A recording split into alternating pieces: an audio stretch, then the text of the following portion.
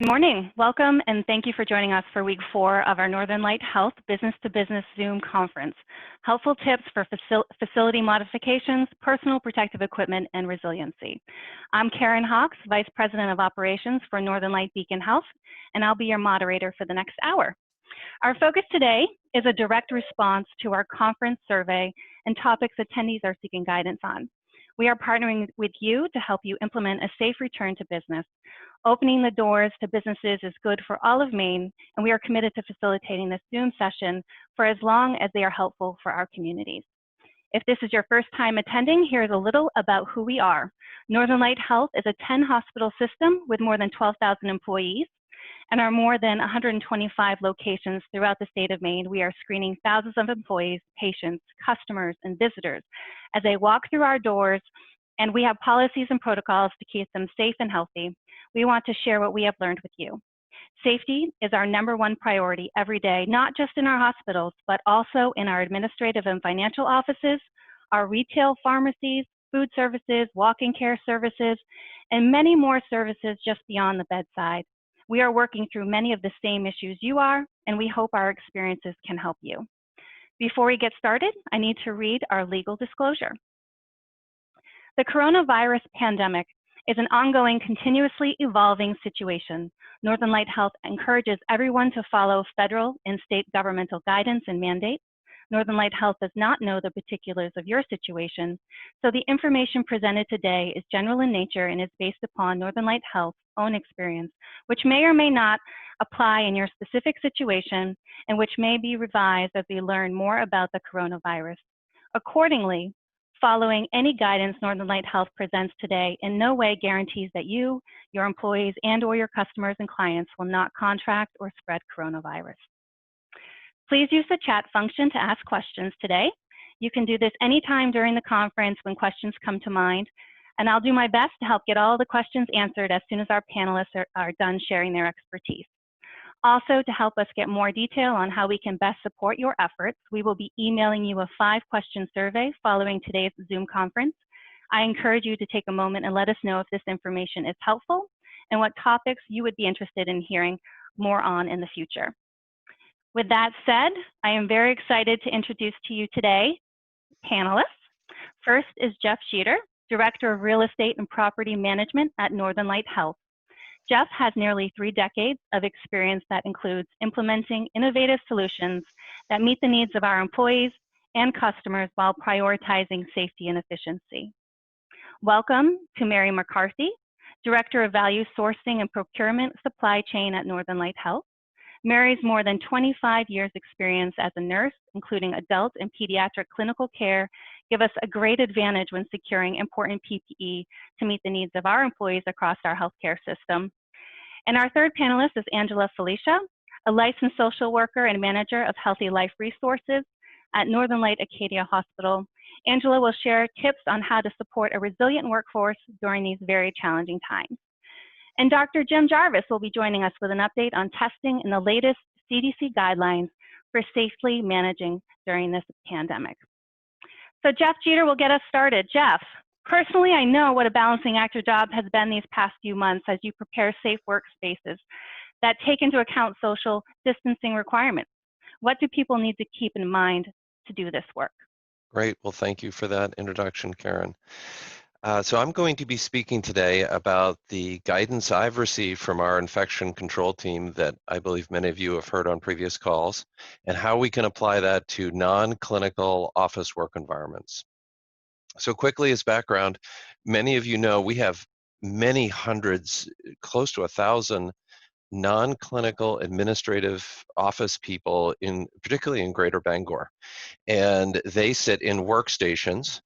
And over the last several years, we've done exactly what you don't want to do with a COVID situation. We've increased the density of workstations in our buildings, and we've lowered the walls, much like many other employers throughout the state. And our charge, as you all know, with COVID is to spread people out. So we want to achieve at least 6 feet between people. So with that, you can see the drawing here on the slide. we have looked at all our floor plans and identified, after a considerable discussion, where people can sit to meet these requirements. So in this little diagram, you can see how we've picked a zigzag pattern, and we feel this keeps our employees as safe as possible. So we're able to achieve this because we're cutting our capacity in half by people working from home. And some teams are choosing a sort of a hybrid home on-site model. So they swap 1 week on, 1 week off. And good, next slide, please. So just to get into some examples here, just to touch on some of the debates and discussions we've had.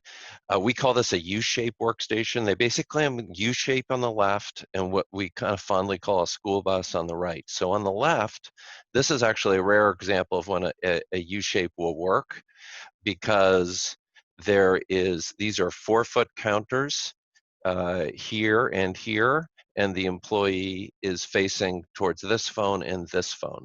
So they're facing opposite directions, and even if they were to turn and work on this surface, they're still a good 6 feet away from this person. So this is an example of a more challenging application which we found to be acceptable.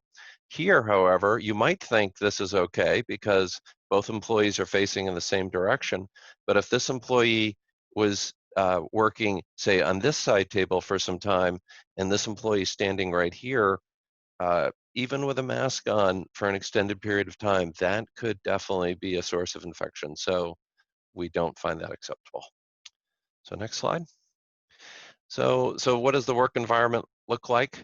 We're requiring the use of masks throughout the day. That's all day long, other than when you're eating in a break room, you need to have your mask on. We're not using dividers on workstations. So that had a lot of conversation. So in other words, putting a clear plastic or a corrugated plastic, just increasing the height of all our workstations. We don't want to do that for a number of different reasons. We don't want to maintain our employee density. Obviously, employees sit by team and by teams, and we would not want an entire team to be out sick. And furthermore, we don't want to create a false sense of security that you're in your own little box and I'm safe in my box. So not to mention the logistics of putting up all this plastic. For those reasons, we did not do that. We're doing our best to eliminate touching common surfaces. So that might mean door handles, for example. So we've propped open as many doors as we possibly can. We've also propped open break room and photocopy doors, but in break rooms and photocopy rooms, we've gone the extra measure to have various wipe options there so that people can wipe surfaces down. And lastly, we've installed hand sanitizer near all our operating doors so that people can sanitize their hand after touching a door that we could not prop open. Next slide. So just a couple more slides with pictures. Break rooms are particularly challenging. People have their masks off, and here you can see how we have spread out the seating arrangements. Some of you may recognize the bottom right. That's MMC's public cafeteria, and that's what it looks like today. Next slide. And again, I'm sure you've seen this everywhere from your big box stores all the way through us. We are putting up plastic in these applications where many visitors are visiting a receptionist. So thank you. Thank you, Jeff. Great information. And now we will hear from Mary McCarthy. Mary, under normal circumstances, you're busy, but it is fair to say that in the past few months, your role has really exploded as we ensure our employees have what they need to stay safe. The supply chain is definitely tricky to maneuver. What do people need to be aware of? Okay, well, thank you for the introduction. So January 23rd, 2020 was the day that things changed, specifically in healthcare, but across our country, as far as being more aware of our space, of our protection of ourselves and the folks around us. Just a illustration, the picture on the left there, that is the port in Wuhan, China. Wuhan, China is the big hub of manufacturing. the place that we get in the United States a lot of our materials and our already made products. So all of those containers that you see there are all products that were en route to other countries that basically sat in that port for months because the Chinese government put a hold on any exportation. So how this impacted us in healthcare and what we have done to surround that, and hopefully some tips for you.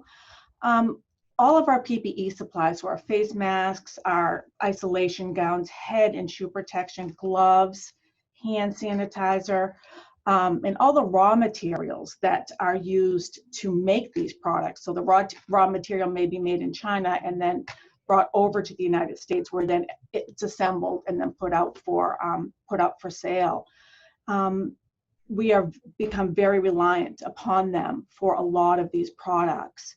And medication compounding products, you may hear in the news that the acetaminophen tablet that you buy at the store, well, the acetaminophen the actual active medication is something that we may have here in the United States, but all of the other products that go into making that tablet come from China. So that has also put a stress on our pharmaceutical supply chain.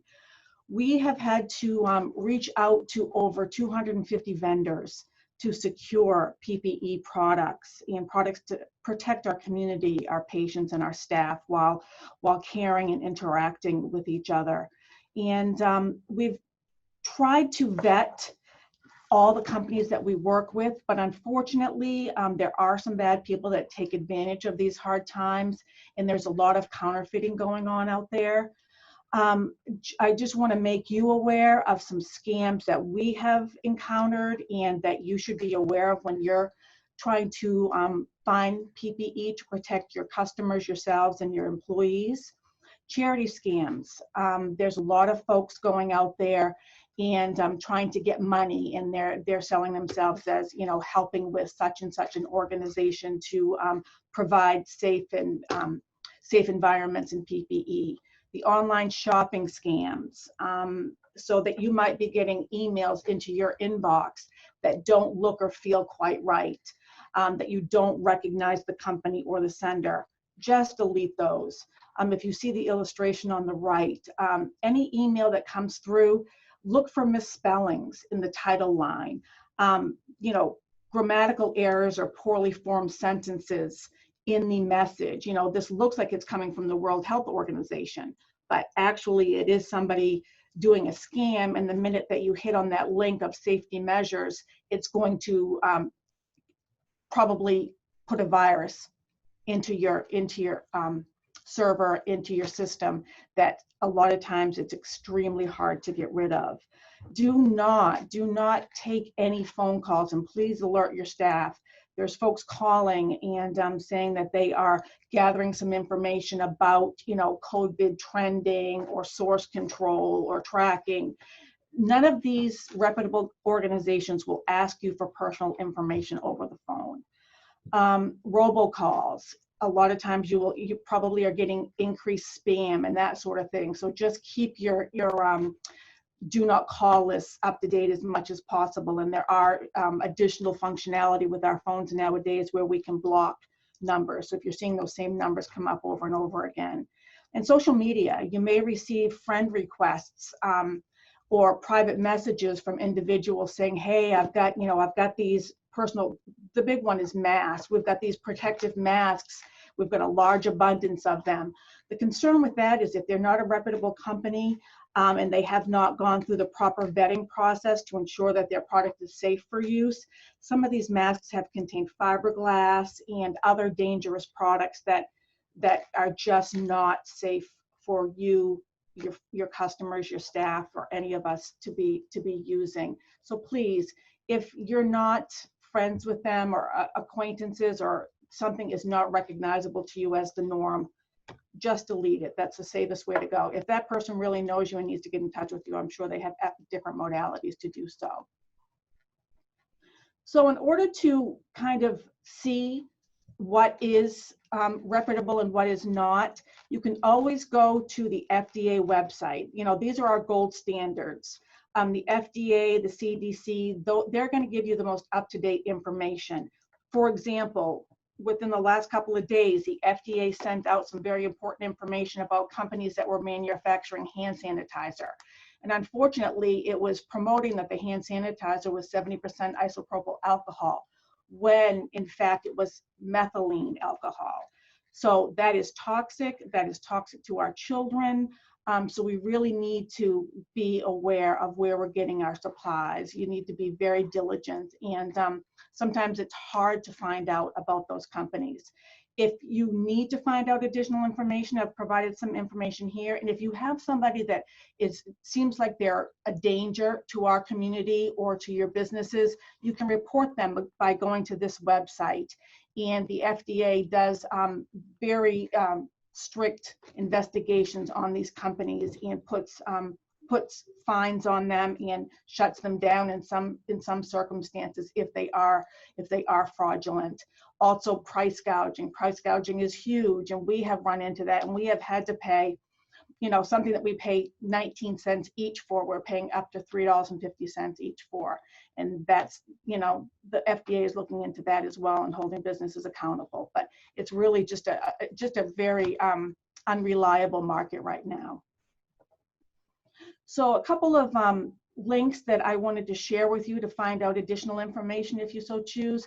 The first link is very important. Something that we need to pay a little bit more close attention to is how are our kids perceiving the folks that look funny? The person that, you walk into a store and they've got the mask on or they've got a face shield on, and they don't look the same as they did a couple of months ago when they went into with their parents to buy something. This website gives you some really good information about how to talk to your kids about COVID, about the personal protective equipment, and why somebody might look a little different. Also, there are some good YouTube videos out there that's just showing you what PPE is and what they're using for that PPE. Yeah, there's a website where you can make a cloth face mask and some good instructions on that. And then again, your CDC website is your gold standard if you want up-to-date information along with the FDA site. So thank you. Thank you so much, Mary. That was wonderful. Next up is Angela Felicia. Angela, supporting our employees has taken on an entirely new dynamic, as so many of us are being asked to juggle our personal and our professional lives in a new way. What can we do to support resiliency now? Karen, I'm happy to be back on the panel as well, and welcome to everyone who's on the call, perhaps for the first time. Obviously, our state, country, the entire world is really in this midst of collective trauma. And I really use that word trauma because these are traumatizing events that we're going through. Our life has been disrupted in every way imaginable: stay-at-home mandates, schools and childcare closed, shifting to work from home models with very little preparation, financial concerns, health and safety, and then layering on top of all that, we've got civil unrest, government conflicts. So this societal trauma really has the risk of leading in the workplace to things like burnout, low morale, exhaustion, fatigue, staff turnover, and even leading to poor customer service. So it's going to be really important as we move forward is to figure out how to help our employees have some resiliency to sort of get through this collective traumatic event. Next slide, Lainey. Thank you.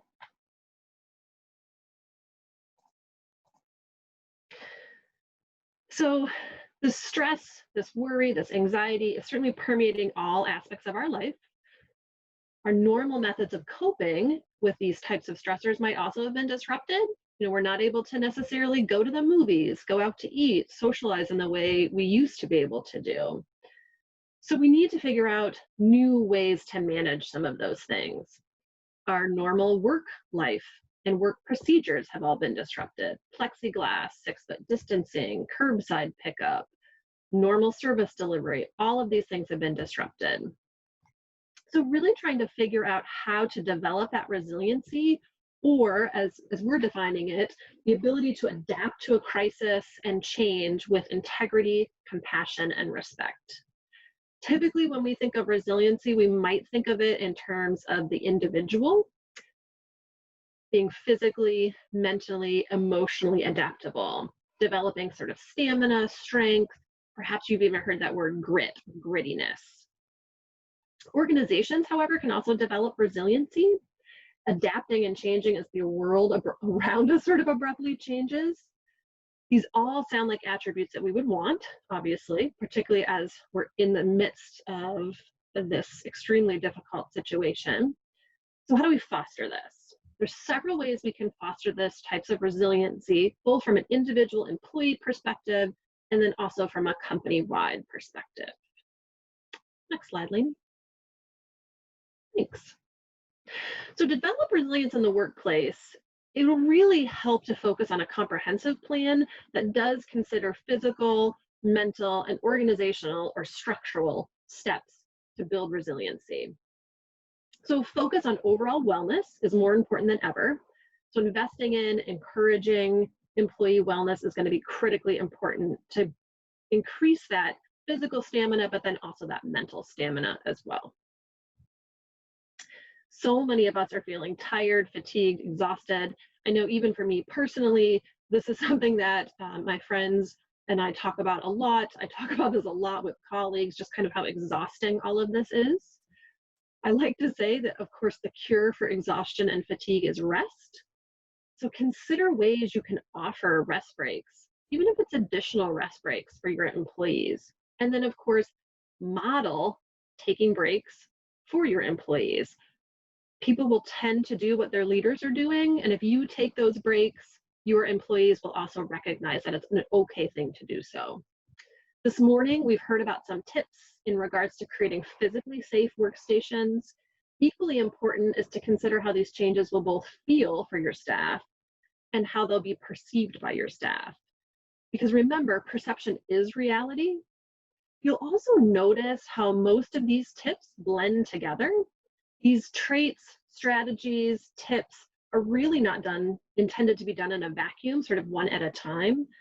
One strategy feeds right into the other and really creates an overall systemic workplace culture of resiliency that will help you over the long haul of this situation. And next slide. I also wanted to give you some very practical kind of nuts and bolts tips to use in your workplace. A strategy that's really helpful in building resiliency is around communication. Frequent, transparent, open dialogue, staff meetings, or check-ins can be extremely helpful. I've also borrowed some ideas from a model called the sanctuary model, which is actually a model specifically designed for use in the workplace, so it's really relevant here, and was designed thinking about and acknowledging trauma.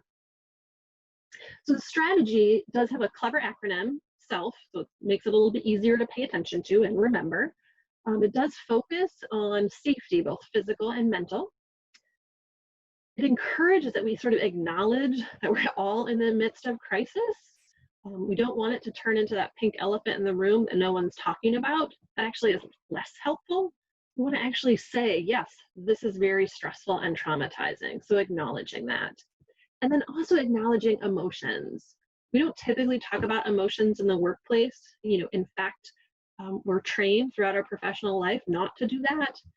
But in this situation, to really develop resiliency, we have to be willing to talk a little bit about emotions and sort of recognize we're all going through something really difficult, and we might have a pretty strong emotional reaction to these difficult things. Loss is going to be really important to just talk about, put it on the table for staff, and then future. So we also need to think about how do we kind of move forward? So that's part of that as well. It's also critically important, I've already mentioned this, in regards to modeling the type of things that you want to see in your staff. Employees will follow the work culture as modeled by their leaders. So try to model your own resiliency and what that looks like for you. Remembering, of course, that really perception is reality. So in all the planning and communication that you create, consider not just that overt message that you're putting down on paper, but also how that message is going to be perceived by your employees. Because that feeling or that perception is really what employees will remember more than they'll remember the actual words written on the paper.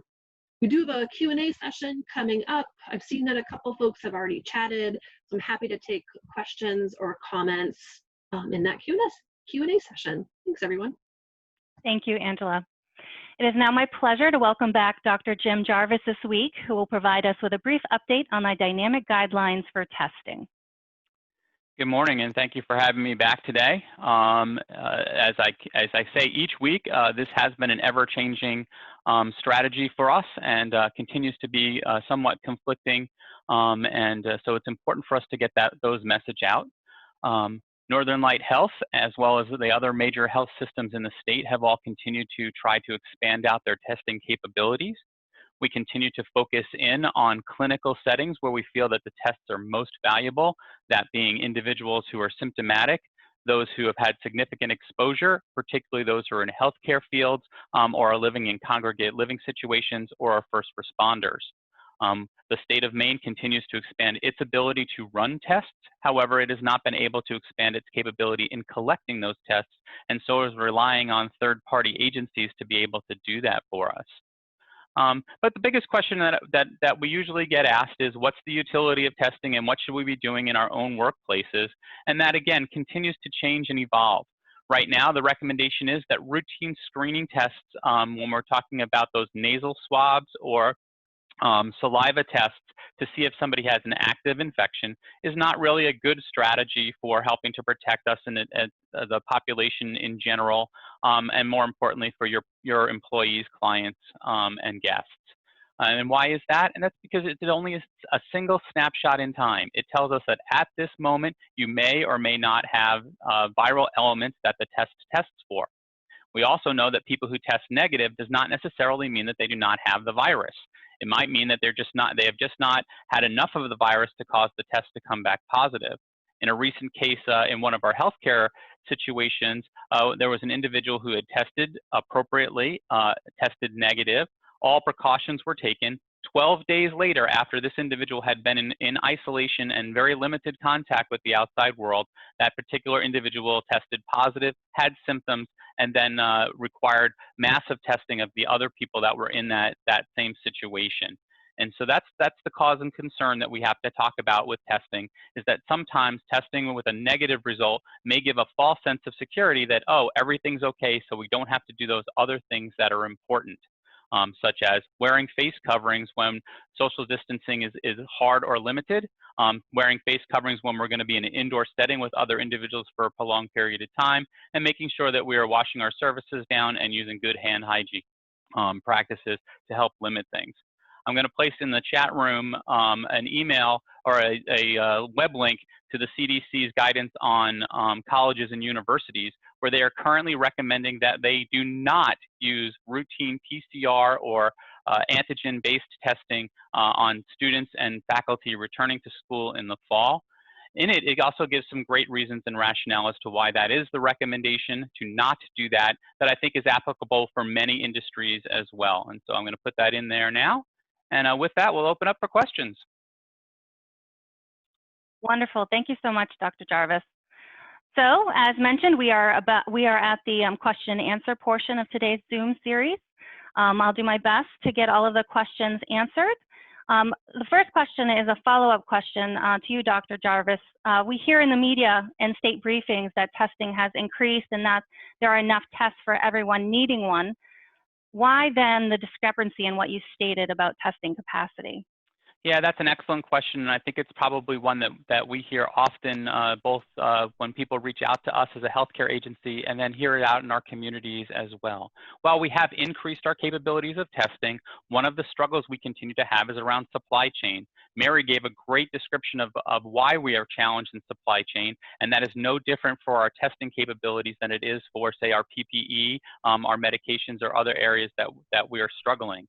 Right now, there is a nationwide and a worldwide shortage of the swabs that we use to do those tests, the transport media or that fluid that we have to put the swab in, the test tubes that the swab goes into, and even the plastic bags that we use to collect those specimens and transport them safely. So because of all of those limitations, that makes it extremely difficult for us to use the increased capability of the analyzers or the machines that actually run the test. And that's where you see those discrepancies. In the last 48 hours, there were 2 very excellent articles published talking about this specific problem. The one in the Atlantic is probably the most articulate, and in it, it alarmingly describes 3 of the largest suppliers of testing across the United States. Those laboratories, whose names are very common, are all challenged right now to meet the demands across the country. As we see an increased rise in the number of cases, that further challenges us, because we want to make sure that we have tests available for clinical situations like those patients who are symptomatic to be able to treat them appropriately. And so all of that combined, unfortunately, means that if you want a test, you can't get a test unless it's absolutely needed to have that test. Thank you, Dr. Jarvis. Mary, the next question is for you. It's from Senator King's office. They're fielding many calls from area businesses on who are having a hard time finding cleaning products such as Lysol spray, wipes, and hand sanitizer. And they're putting together a list of possible vendors with the safety net of calling 211. Do you have any suggestions for the supply chain for businesses that you'd like to share today? Yes, absolutely. I just did provide a link in the chat box for where folks can go. It's called the N list. It's something that's put out by the EPA, and it lists all of the products that are approved for killing coronavirus and other novel viruses. But I'm also happy to chat offline. There are products out there that say that they have the kill factor of this, but actually don't. And so, you know, it is a difficult thing to look through and try to get some basic information out to folks, but I'm more than happy to help with that if needed. Thank you, Mary. Jeff, the next question is for you. Heat and humidity has officially arrived in Maine. Some of us have mixed emotions about that. And more employees are expressing concern about the airflow. What recommendations do you have regarding airflow in AC units? So this is a very challenging topic, and one we could spend the better part of the afternoon on. Most all commercial buildings are circulating air throughout the building and through a central system. Those central systems are almost certainly filtered. You can install a good quality filter in that, and we can hope that this is where there's a lot of discussion of the virus, if it's on a water droplet, might get bound up. But you have to have that on. That's what heats and cools the space. You can't turn that off. Some of that air is recirculated, and it has to be, because if it was all fresh air, your heating and cooling system could never keep up. It's not designed to keep up with 100% outdoor air. So the answer is on that, with central systems, the best filter you can get, and making sure they're changed out on regular intervals. Now, other spaces are cooled. Many businesses are cooled with mini splits. That's simply air in the room passing across a coil and then back out into the room again. So it's not going through any filter whatsoever. That is definitely stirring the air up, and that's a real challenge. That could definitely spread a virus throughout the room, along with fans in the environment. So those are going to be extra challenges. Great, thank you, Jeff. Angela, the next question is for you. As the masking requirement continues over the long term, some employees are expressing that wearing a mask all day is exhausting and impacting their mental health. Do you have any tips on how to help address this masking fatigue? Yeah, we've definitely been hearing that here as well, that folks are pretty exhausted with that. I mean, I know that I experience that even in the short time that I'm out in the world and I'm masked. It can be pretty exhausting. It can make you feel like you're sort of hyper vigilant. You're kind of on edge all the time as well. So as I've said, the cure for any exhaustion is rest. So having opportunities to be unmasked during the day, whether it's just you're going to take your mask off and do a loop by yourself around the parking lot, you allow yourself an extra break. Finding some ways to sort of just get a break from the mask can be helpful.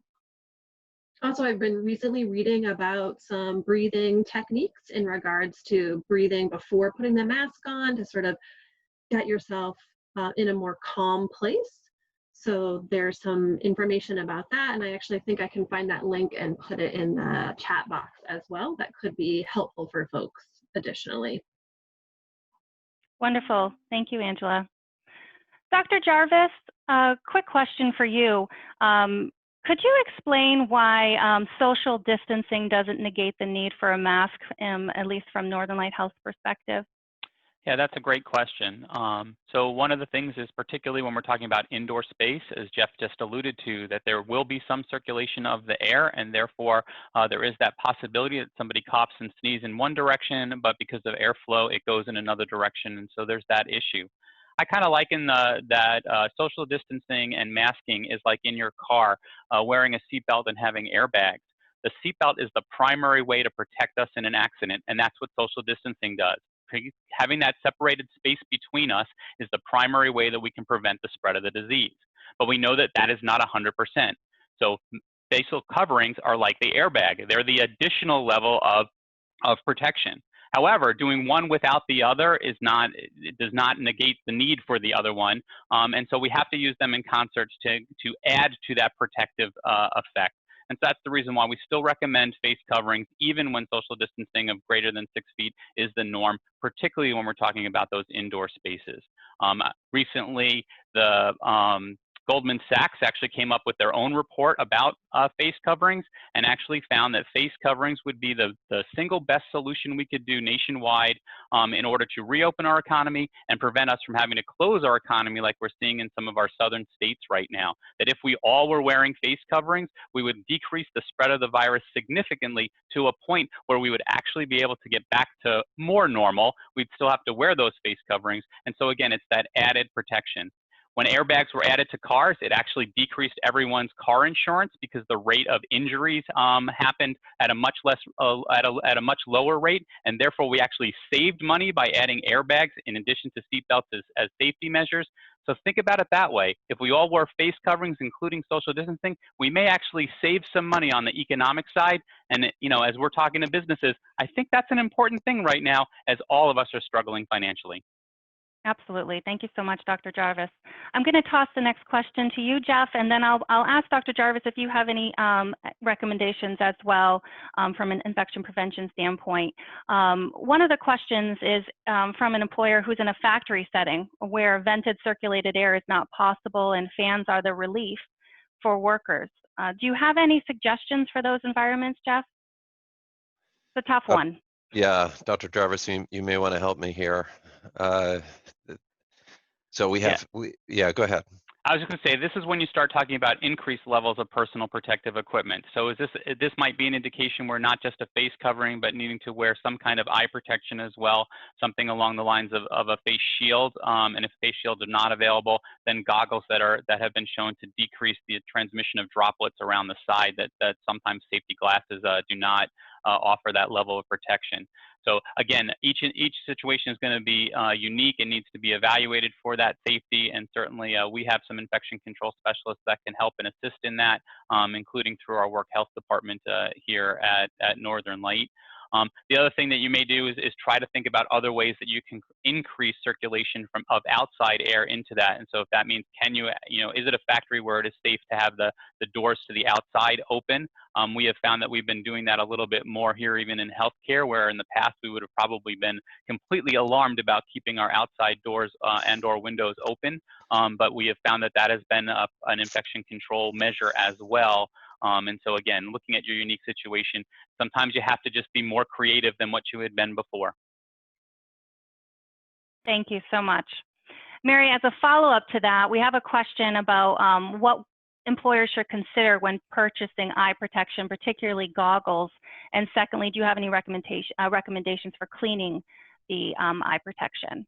Sure. So you can always clean your eye protection with an alcohol wipe or dilute some isopropyl alcohol with water. That's a nice cleaner. It doesn't leave a residue. For eye protection, what our gold standard is in healthcare is the full face mask. I'm sure a lot of you have seen those on healthcare workers on the news and so forth.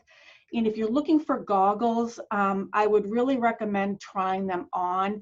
There are some safety glasses out there that are more comfortable, and the plastic better encompasses the eye socket opposed to just a regular pair of glasses. So it's really trying to prevent any of the splash coming from the sides, the top or the bottom. Regular prescription glasses are not going to give you that level of protection necessary to prevent splash into the eye and the mucous membranes. So, you know, it's personal preference and safety and how it feels on your face. The other thing is there are some products on the market that say skin barrier, skin protection. I would recommend putting that on your face before having to wear a mask for a long period of time, or some goggles for that matter. Thank you, Mary. Angela, the next question is for you. Working remote isn't an option for many main employers. Do you have recommendations on how an employer can deliver the tough message of no without negatively impacting employee morale? Yeah, that's a really good question. You know, one of the things that is really helpful for folks is to be as transparent, objective as possible when delivering that information, and collecting then information from the employee. So really listening, collecting what their concerns are, what their worries are, what some of their barriers are too in regards to if they've been working from home, returning to the workplace. You know, oftentimes a barrier could be childcare is closed. Camp that my kiddo went to in the summer is closed. Those might not be things you can necessarily fix, but those are at least information you could have and perhaps point that employee into a direction to get them some assistance. So both objective information, collect worries from the employee, and really be prepared to answer the why question, because that will come up for folks. They'll really want to know why. Why can't I work from home? That'll be really important. Thank you. Mary, I'm going to toss the next question to you. We have an employer who has shared some frustrations that they are having a difficult time finding face masks that fit their smaller employees. And as a result, the masks are continually dropping below the nose. I imagine that this is going to be a similar concern for our schools who are going to be considering masking students in the fall. Do you have any advice or words of wisdom from your experience? Actually, there are some products on the market. I don't know if you can see my video, but what I use on my mask to kind of tighten it around my face is a little monkey. And it kind of just pulls the mask a little bit closer to the face. So sometimes when a mask is too large, if you tighten it in the back a little bit, it will fit the face better. Also, when you're making your homemade cloth masks, I would recommend just making them a little smaller, and you can adjust the length of the ear loops that make be able to bring a closer fit to the face. Also, bandanas, anything that, you know, I know that there's like a type of scarf that you can bring up over your nose that also works nicely. But it is very, very important to make sure that your nose is covered by the mask. Thank you, Mary. Dr. Jarvis, the next question is for you, and we're going to talk about restrooms. Recently, Northern Light Health came out with some guidance around restrooms, and particularly around toilet seats. And this is a concern we all share. I'd love to hear you share what we discovered at Northern Light Health. Oh, I love social media. So this made its rounds on social media and did actually make its way into some of the more general press as well, which was that viral particles have been found in human stool, and therefore there's a concern about using restrooms. The issue there is there's a big difference between viral particles and the virus itself. It's like saying that you have a steering wheel and therefore you can drive a car. It doesn't work that way. You have to have all the parts in place for the car to go. And so that's the same thing when we're talking about here. The viral particles that we found basically just state that, yes, indeed, somebody had the infection and they passed that infection on. But there is no way that there is transmission from stool to another human being to become infected. And so therefore, with that, we do not recommend that you do anything differently than routine cleaning of your restroom. You may want to have that happen at scheduled periods of time during the day so that you're making sure that the restrooms are cleaned in between usages. and things like that, but we do not recommend any special concerns over transmission in a bathroom. So. Thank you, Dr. Jarvis. And thank you for throwing that one to me. I knew you would have a very eloquent way to address that. Angela, the next question is for you. We have an employer who has employees who have a great deal of anxiety about contracting the disease, and then they have employees who have no anxiety at all. And this employer expressed some concern that the differing opinions is negatively impacting the office culture. Do you have any suggestions on how employers may be able to prevent this from happening? Yeah, that's a real concern. Dr. Jarvis sort of brought up social media. So there's a lot of debate out, social media, et cetera, around efficacy of masks, masking, whether it's important or not, et cetera. So it wouldn't be at all surprising to note that employees probably also have differing ideas or thoughts about that. You know, I think what again can be really important is communication, and where you're objectively sort of giving facts to folks, expressing and allowing folks to express their concerns are going to be really important. And then also sort of creating what we here at Northern Light call a culture of caring, right? So that you really are starting to say to your employees, you know, gosh, you might not be as concerned, but you don't necessarily know what's happening for your coworkers, whether they have an immunocompromised family member, maybe they themselves are immune compromised. You know, can we all at least agree to be as compassionate and caring of our coworkers as we would want them to be of us? So they really kind of come across it from both an objective perspective and then also kind of that culture of caring perspective. Just, gosh, you know, we really kind of all want to take care of each other. And so let's try to do that in this situation. Thank you so much, Angela. Jeff, next question is for you. What recommendations do you have on how best to clean a workstation in common areas? And is Northern Light Health asking their employees to clean their own workstations, or how do you have that set up? Yeah, okay, good question. So we are asking our employees to clean their own workstations. We're not asking the cleaners to do that. And we are encouraging them to use wipes on all the surfaces, obviously the work surface, keyboard, mouse, phone, everything they touch, ideally every day. And certainly if they go and if some folks are sitting in hotel workstations, in other words, they may be there for the day and using someone else's, and of course they need to wipe that down. So that's how we're accomplishing that. Thank you, Jeff. Mary, we have an employer sharing that some of their employees are experiencing skin irritation from their face mask. Do you have any lessons learned or ideas for possible alternatives for these employees? Sure. So yes, we have had that experience as well with staff. And there are products on the market that it's called a skin barrier or a skin protectant. Probably the less amount of things that you put on your face, if you have to wear the mask for a long period of time, the better. So I would just, you know, make sure that your face is clean, and then you apply a thin layer of the barrier or protectant prior to needing to wear the mask. Also, again, trying to take short breaks of taking the mask off and letting the skin under the mask breathe as well. Washing your face a couple of times a day and reapplying that barrier helps as well.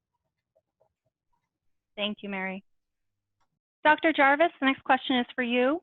If someone that is asymptomatic tests positive, do you recommend that they retest after the 2-week quarantine? How do you know when it's safe for them to return to work? Yeah, that's another one of those confusing kind of guidance out there. And right now, there's a mixed bag about that kind of guidance. We still kind of adhere to the symptom and time-based looking at things rather than the test-based, mostly because we know how difficult it is to get those tests done. And so my recommendation is that individual do self-isolation and that they monitor for symptoms, and if they become symptomatic, to reach out to their healthcare provider. If they are symptomatic, then we recommend that they can return to work only after they have had several days in a row where their symptoms are improving and 72 hours of not having a fever without using a medicine like Tylenol or Motrin. So that's usually the recommendations that we do. They can always reach out for more guidance from their healthcare provider. Thank you so much. We have time for a couple of more questions today. Angela, I'm going to ask you the next question. Social distancing, masking, remote work, it's all impacting our ability to connect with our coworkers. Do you have any tips on how our employers can help foster that team camaraderie and that professional connection? That's a really good question. And in fact, I think we're going to do a whole I'll do a whole presentation in a couple weeks on virtual team building. However, you can really do some creative things virtually, particularly if you've got folks that maybe are both on your teams working in a physical plant and then also remotely. You can actually create sort of Zoom or WebEx or whatever platform you're using lunch opportunities where, you know, it's not even really a business meeting. People are just going to get together and sort of have lunch together and chat about their day. You could even schedule things just like a 5 to 10 minute morning drop-in, say hi to your coworkers time period. You know, typically, I know that it was always a part of my day, right? When I got to work, I would go say hi to my coworkers. How was your evening? You know, how was your kid's sporting event last night? You have that kind of little bit of chit chat. And if you're working from home, you don't have that opportunity to chit chat. So it's perfectly okay to actually schedule some of those virtual chit chat opportunities for folks. People appreciate it. And it actually does maintain that social connection and can really help with that fatigue and exhaustion as well. Wonderful. Thank you, Angela. Mary, you get to close us out today. You get the final question. As coronavirus continues to gain momentum in other areas of the country and certainly remains a concern here in Maine, I think it might be helpful for those in the audience to know what our Northern Light Health PPE supply looks like right now. Can you provide us with an update? Sure. So it has been a challenge. I think several of us on the phone have alluded to that. So our PPE supply right now looks fantastic. We're very fortunate. We've been able to source from over 250 vendors across the country. We have some great connections to relationships that we've built with the past with our distributor, Owens & Minor, who has been wonderful in helping us procure the appropriate PPE for our staff. And it's an ongoing thing. That is several of us, our permanent job right now is to source PPE and other necessary supplies in order for us to safely take care of the patients in our community, as well as keeping our staff safe. So hopefully we'll be able to continue that route. I would always recommend to everybody, don't put your guard down. Please try to keep a little bit of a stock of things on hand in case the outbreak does become more prevalent in this area. And that's something that we're doing as well. We're making sure that we have a safe supply of at least 90 days out so that we are going to see peaks and valleys in the availability of supplies. And that I don't foresee that happening until well into 2021. Thank you, Mary. Thank you. Yes, absolutely. That's going to conclude our question and answer portion of today's session. I do want to invite our audience to don't hesitate to reach out to us if you have any questions following today's session. I know that our panelists are very happy to work with you to make sure that you have what you need, or at least the information you need to open safely. So just a reminder, we will be emailing you a survey right after today's conference.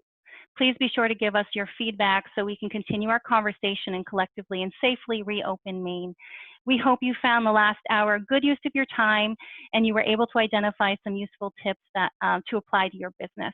We are planning to offer this session every Thursday from 11 a.m. to noon for the foreseeable future, And if you have ideas for content, please let us know.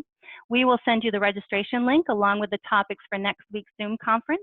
We encourage you to share the information with your friends, colleagues, and others who might benefit for this information, so please do that. By working together, we will help Maine safely open back up for business. Thank you to our panelists. Thank you for joining us, and have a wonderful afternoon and holiday weekend. Take care.